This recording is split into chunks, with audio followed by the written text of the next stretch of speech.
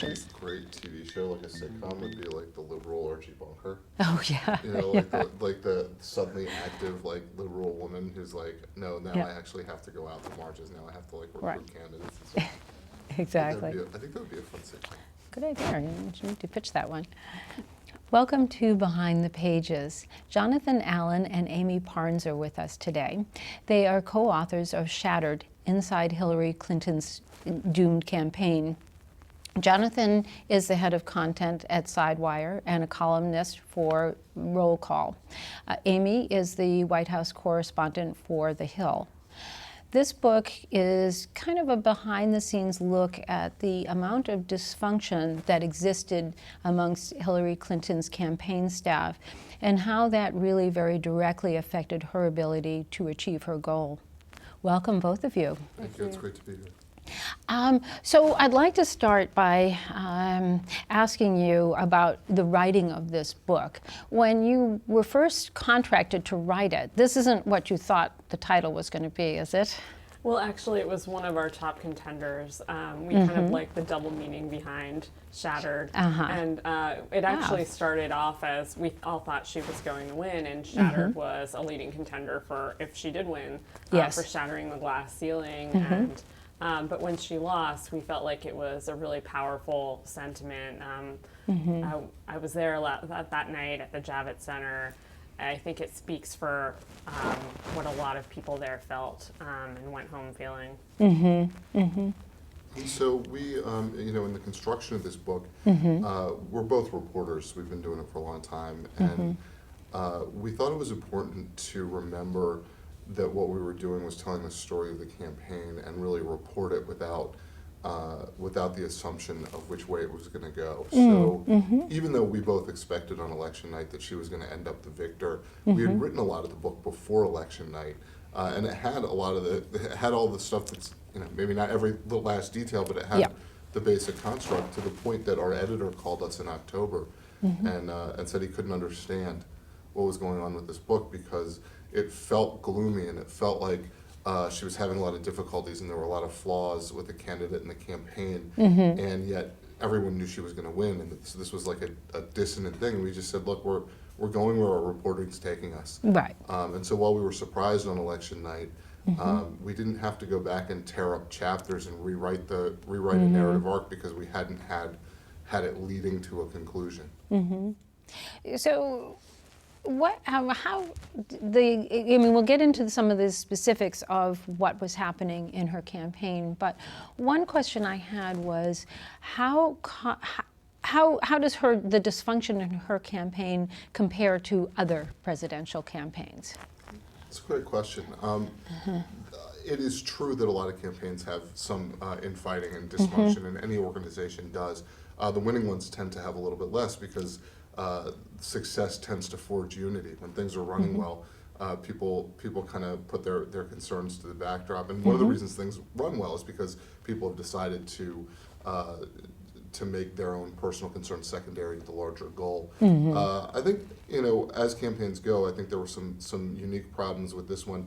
In particular, there was such a focus on making sure that the media didn't know about what was going on internally that a lot of issues didn't get raised, either internally because people were afraid of getting in trouble for raising issues and not being sort of sycophantish, and then also they knew they couldn't go to the media to sort of air things. And I think as a result of that, the candidate may not have always heard the things that were going on that might have needed to be rectified. Okay.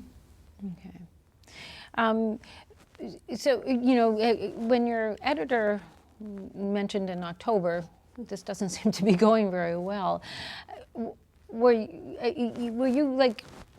at that point starting to think, yeah, maybe she won't win, or were you still feeling like, yeah, she's got this? We were quite confident she would win. I mean, even that day, we were pretty sure she would win up until around 10 o'clock that night when Florida started coming in, and we're basically experiencing what the Clinton folks are experiencing. They're seeing it.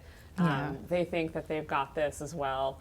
and then Florida doesn't check out, and then they hold out hope because they think maybe it's just an anomaly, and they think maybe North Carolina and Pennsylvania will come in, and of course it doesn't, and so I think everyone was feeling the same way. I think even Donald Trump has admitted that he didn't think he was going to win ultimately. Yeah. You interviewed a lot of her staff. What was it like getting people to talk? I mean, were they pretty free about talking, or Well, we had written one book prior to a New York Times bestseller called HRC, and that sort of focused on her time at the State Department, and also before that a little bit of the 2008 campaign, and we kind of we built a lot of relationships from that. And John and I have both covered her separately for our news organizations, and so we have sources from that time. And so and then we met a lot of people this campaign who hadn't been on her previous campaigns, and so those people talked to us as well. Okay. And I think the key is sort of twofold. Number one, we promised everybody that we wouldn't write anything that they said until after the election, that what they were saying wouldn't affect the outcome. And I think very few people would have talked to us at all before the election had been with the proviso. And as a result, we were able to talk to people in March of 2015 and August of 2016, and through this entire period, and get a gauge for where things were and what was going on, and to be able to go back later after the election to them and say, this is what you were saying in July. That was very helpful. And then we also let all of the sources speak anonymously because we felt that knowing their quotes would be read later would prevent them from being candid. And I think as a result, we get a portrait that's a lot clearer and more accurate than would have been available had we either waited until after the election to start, in which case I think people might not have wanted to talk at all, and B, if people had had their names tied to it. And also their memories, talking to them as it's happening. They can recall things a little better. They remember what people were saying in the room, and so we tried to build the most accurate, concise picture of, especially the in the room things, like what was happening, what was being said. So you went back for multiple interviews with the same person then. So as time progressed, you'd go back a month or two later and sit down and talk again? Yeah, compare notes. Yes. Okay. All right. There were some precedents that Hillary set, even though she didn't become the first female president of the United States. Do you want to talk about that a little bit? I mean, she...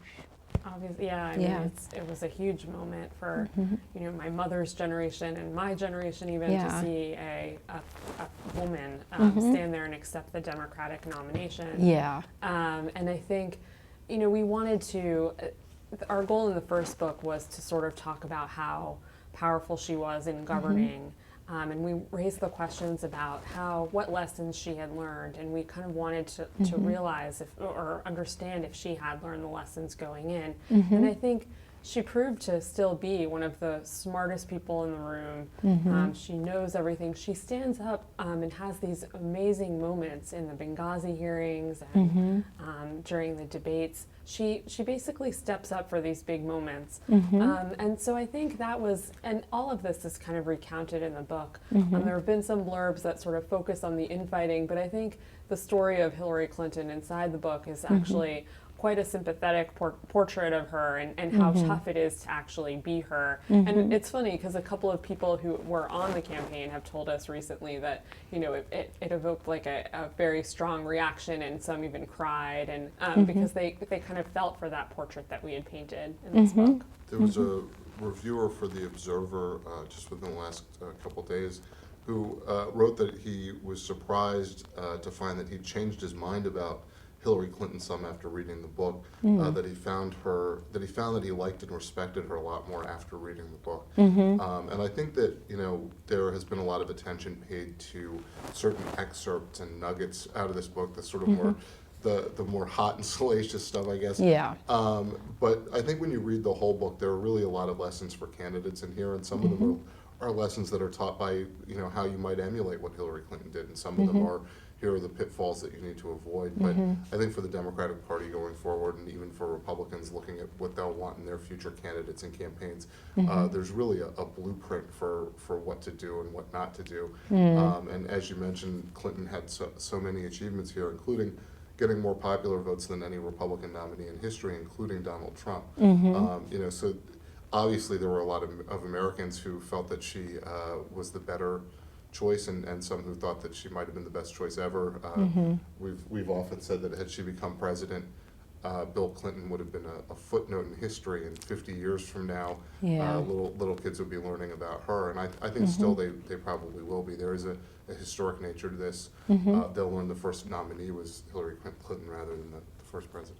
Right, yes. Until there is a president. Right. We'll be there so, at some point,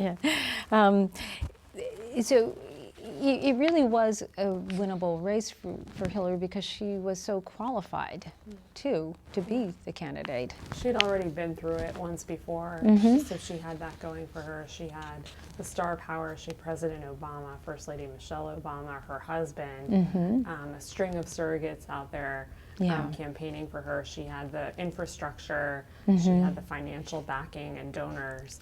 She had, everything was, she had check marks down the line. And she's up against a guy who basically has none of that. No experience. Right. Yeah. Right. And so that's why I think it was pretty obvious to us at the time that we would be writing about the first woman president. But yeah, it's surprising that she, and then you couple that with all the mistakes that were made internally, and the subject that we focus on in the book, and there's some missteps in messaging, and there's some infighting happening, especially among her top two aides. But that's not, that's not to say that it wasn't. She didn't have success. She obviously did. It's just there were problems along the way. And how aware was she of those problems amongst the staff? I think she was somewhat aware. She actually made some moves to change around the staff. She was very sensitive to the potential public relations damage that would occur if she looked like she was having a big shakeup on her campaign, because she'd been through that in 2008, where she'd gotten rid of her campaign manager, and it had been a big deal, and some of the staff infighting had been a big deal. So she sort of overlearned that lesson, and this time, when she wanted to reduce somebody's role, she did that very quietly and elevated other people. As an example, we were the first people to reveal that her chief strategist, a guy named Joel Benenson, was essentially demoted, and her policy director, Jake Sullivan, was made de facto chief of staff. She used to have Podesta and Mook, the campaign chairman and the campaign manager, who were, as Amy was saying, clashing a lot. They were the two heads of the operation, and people below them couldn't figure out who was making decisions. When she decided that needed to change, she created a committee called the Super Six. So instead of putting one person in charge of the whole situation, she put six in charge, and that sort of elevated a bunch of people and reduced Podesta and Mook by them having been joined by these four others. And was that helpful? Some people said that it was a little better after the Super Six got started, that more things were aired. But I think she was still dealing with a pretty big and inert campaign mechanism. You think about it, she spent $1 billion, and I think it was hard for her to move as quickly as Donald Trump from place to place. Sometimes they debated for 24 hours over what to put in a tweet. Right. Yes. We don't think Donald Trump debates for a very long time before he sends them out, right? Certainly not. So for the Iowa caucus, Hillary's team wanted her to fly out and announce her candidacy, but she instead decided to do sort of a cross-country trip in a van so she could actually talk to voters directly. Was this a mistake? I don't think that was a mistake. I think people wanted to kind of see the real Hillary Clinton. I think where she erred is in the whole messaging, and that right from the start, it seemed like she didn't know why she was running yet. And that trickled into her speech in New York on Roosevelt Island, where she basically gave just a standard Democratic speech. In the words someone told us, that could have been given by any number of people. And it wasn't specific enough to her. And I think that was a problem for her. And then she was drowned out early on by the whole email controversy, which sort of loomed over. It loomed over even before she announced her candidacy in April. And then that entire summer of 2015, she couldn't kind of escape it. It was there, and so it caused some consternation on her staff, and her staff really wanted her to.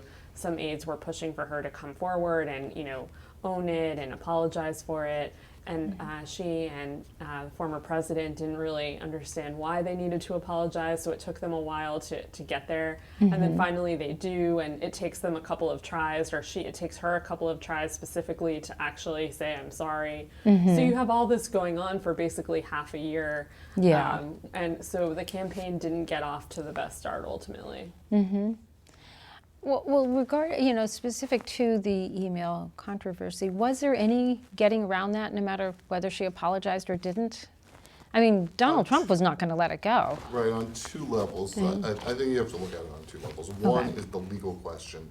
And once it was clear to the FBI that there was classified information outside of the government servers, which was, I guess, in June or July of 2015, that was going to go forward. There was going to be an investigation. They had to investigate how that got there. So the legal issue was going to stick around.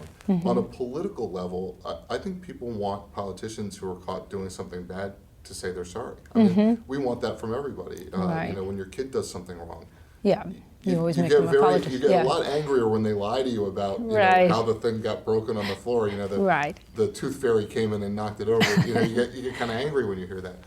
Especially when it's at odds with sort of common sense. I mean, her explanation on the email server was that she wanted to do it for convenience, but I think most people thought the most logical reason to do that was to prevent her records from coming out in open records discussions later. So I think on the political level, she could have handled it a lot better by apologizing earlier. She refused to do that. She told her aides she didn't do anything wrong. She and her husband yelled at their aides on one phone call we describe in the book in harrowing detail. And and then finally she does it, but it's so late. She's been so dug in for so long and lost so much of that credibility over the course of time.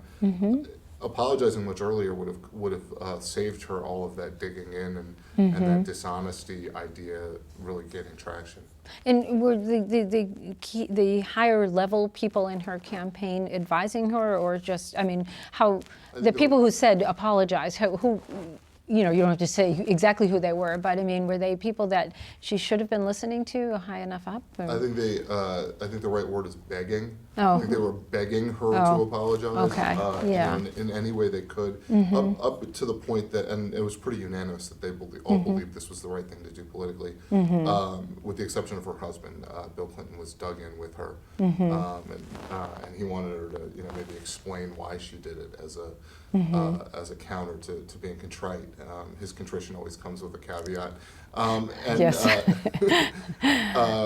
But I think you can basically say everybody was trying to do it, and not only were they telling her, but they were trying to find ways to move various levers politically to put pressure on her. Can we go through Chelsea Clinton to get this done, or is Bill the linchpin here? Where who is it really that's going to turn her mind? Because it wasn't the staff. They weren't strong enough to get her to change her mind. Right. And there's this moment of frustration in the book where it all kind of comes to a head, and they're on a conference call, and she and the former president are basically angry that their message isn't coming through, and they're saying to their staff, get it together, why isn't this happening? And so you can kind of see how it's all playing out, that they're frustrated, the staff is frustrated, and they can't all get on the same page. I'm just sort of wondering this too, as an attorney, would she be worried that apologizing would be sort of just more fuel for the investigation? It'd be like admitting doing wrong? I believe so. I think that the advice that she would get from lawyers and the advice that she would get from political operatives would be very different. Right. Political operatives would tell you to apologize, lawyers Yes. would tell you to keep your mouth shut. Right. That's what I was saying. And the lawyers and political operatives, I think, are sometimes engaged in the same phone call and often not. You know, and so there's a legal strategy that is different than the political strategy necessarily. And I think that I think that's the biggest reason that she, or at least one of the reasons that she held back. I mean, there was a point at which the advice she got from her campaign chairman, John Podesta, was to just release all of her State Department emails publicly. This was before it was revealed that there was classified information. And Right. had they released that publicly, they all would have gone to jail. Yeah. Right. But So I'm sure sometimes she, the political advice is not the best advice. Right, exactly, yeah. One of Hillary's longtime advisors told her that Trump actually did have a chance of winning because he had the capacity to draw people that don't otherwise vote. Why do you think she was unable to draw people who don't always vote? I mean, to say that I don't really personally think that somebody who would be a strong Trump candidate would change their mind, but from what I've read, a lot of what happened is people who had voted in other elections just didn't vote. Why do you think that is? I think for whatever reason, she comes in with a lot of baggage. She was almost the wrong candidate for the time. People wanted a new face. They wanted someone who, you know, there's this rise of populism building, and she's not that person. She's not the one she's not a Bernie Sanders. Right. And I think that hurt her in a way. And she is grappling with it the entire time, the entire primary. And John and I write in the book, there's one moment where she's flying with an aide or a longtime advisor, and she's basically confiding and confessing, you know, she's having a hard time understanding what is happening in the country, and she basically says as much. She's saying, I don't know how to wrap my arms around this, and that kind of speaks to, I think, her headspace at the time. And I think it's a pivotal moment in the book because you see kind of how out of touch she is with what's happening, and she can't quite get there. And you can see in the rise of Bernie Sanders, in the rise of Donald Trump, and I say this with the caveat that she got more popular votes, but for the first time in her life, there's a real challenge to her, the way she perceives getting things done in America. She is somebody who really believes that you get yourself inside the system and you change it from within. We can remember from the 2008 primary, she had a big argument with Obama over whether Martin Luther King was responsible for all of the civil rights action, or if Lyndon Johnson, the president who pushed it through from the inside, was responsible. And I think, of course, most of us would say both of them played very important roles. Right. And I think both of them would say they both played very important roles. But she really believes in this sort of model of getting things done. And for the first time in her life, the country looked at the establishment and the system and said, no, we can't just elect people to change the system. We need to elect people who are going to break down the system. And I think it was very, very difficult for her, not only politically to sort of get a feel for that, but also it's kind of an attack on her sort of brand of patriotism and her values and how she thinks about being the best public servant in America she can be. Yeah, because the sort of idea of lack of message, you know, runs through not just your book, but with what a lot of people have said. But do you think that's because she doesn't have a message, or she just didn't know how to express the message that she has? She's not the best candidate, and I think she is the first to admit that. She's not the kind of she's not her husband. She's not President Obama either. Okay. And she has a hard time she's better at governance and kind of communicating her message that way, and I think has a harder time kind of with message and why she should be doing something. And we saw that kind of plagued her campaign in 2008 as well, where people were labeling her the inevitable candidate. The same thing was happening this time around, where even some people inside her own campaign didn't understand why she was running. And John and I have a chapter called you know, someone basically says, I would have had a reason to run, or I wouldn't have run. And that's chapter 1, or I wouldn't have run. But basically, it says in just a very concise way that she, even the people inside the campaign didn't feel like she had the right reasons for running. They could lay out a million policy positions, and this is the way, to her detriment politically, but perhaps to her credit as somebody who's interested in governance and public service, she laid out the entire panoply of public policy choices and made them, and said, this is what I want to do here, this is what I want to do here. And we always say we want depth and substance from our candidates. You can't get more deep or more substantive than Hillary Clinton. And yet, as a result of that, it's very difficult to find out what is the one or two priorities. There was no mission statement for this candidacy. She thought she would be the best to be president in 2008 and also in 2016. But the question was always, what is it that you're going to bring into the office? What are the things that are really going to drive you? And how do you take all those policies and sort of wrap them under that? We see it with Bernie Sanders. We all know what he wanted to do. Donald Trump, for all the things he says that are untruthful on the campaign trail and even now as president, you know what he wants to do. For her, it was a little harder to really, I think for a lot of voters to get that. If you studied the website a lot, you might get it, but but most people aren't doing that. That was sort of my feeling too, that she would have been a terrific president. I mean, I'm still in grief that she isn't, but she didn't know how to make people understand that, to see her competency.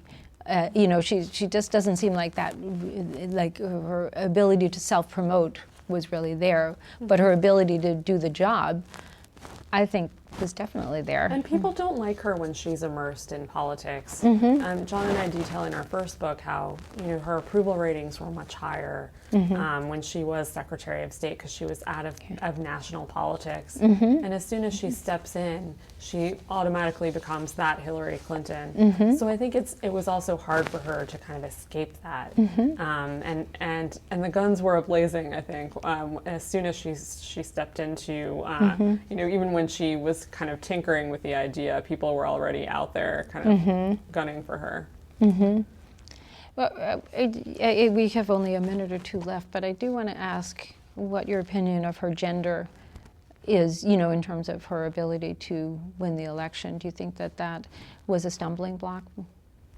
I think in one sense, yes, because white women didn't support her. And I think that ultimately did her in.